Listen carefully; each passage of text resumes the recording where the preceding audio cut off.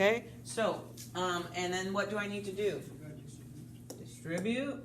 So it's going to be y plus 2 equals 3x plus 3. And then I'm going to subtract 2 from both sides. And it's got to go under the 3 without the x.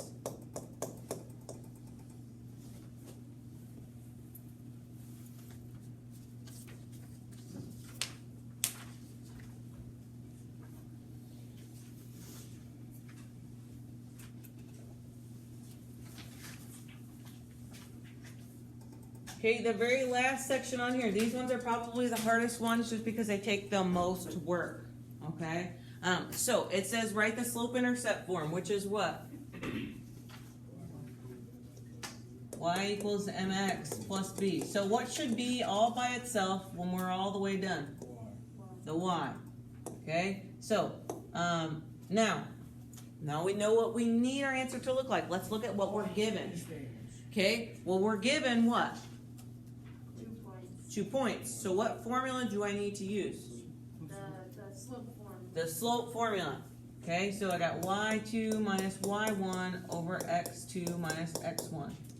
Okay, so I got x1, y1, x2, y2. Okay, so I got 2 minus negative 1, negative 2 minus 0. Okay, well those minuses I can turn to a plus. So it's going to be 3, and then negative 2 minus 0 is going to be negative 2. So I got 3 over negative 2. What is 3 over negative 2? Not as a decimal. What is it? What were we finding? It's the slope. Okay, so now you got to ask yourself, now I found my slope. Now the only stuff that I have is some points and a slope. So what formula do I need to use? Point slope. And it kind of always goes in that order, okay? You're kind of, I don't want to say always, but most of the time you're going to do slope, then point slope, then slope intercept. Okay? Well, if you already have your slope, then you go from point slope to slope intercept. Okay? Slope intercept is always, dang near, usually going to be the last one. Okay? So now I have points and I have a slope, so I'm going to use point slope. So we got y minus y1 equals mx minus x1. Okay, so y minus, my y1 is negative 1, my m is negative 3 over 2, x minus, my x1 is 0.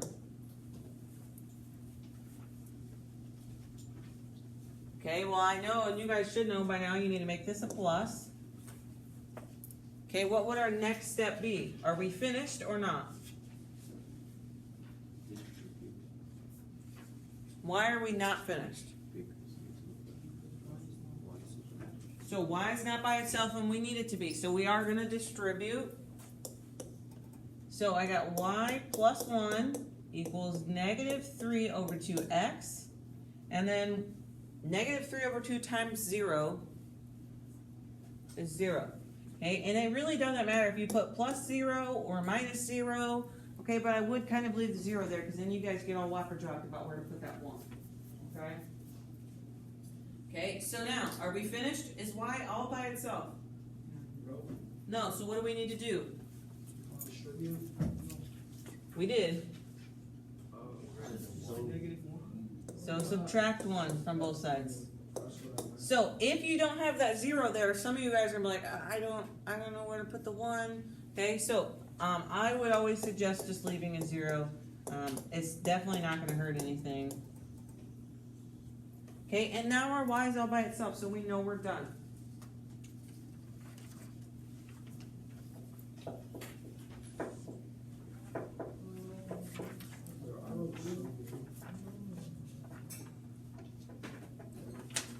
Okay, the rest is for you guys. I'm purposely leaving you 3 of the hardest ones because that's where you guys need to have most practice. To the third one? The first one? Sure.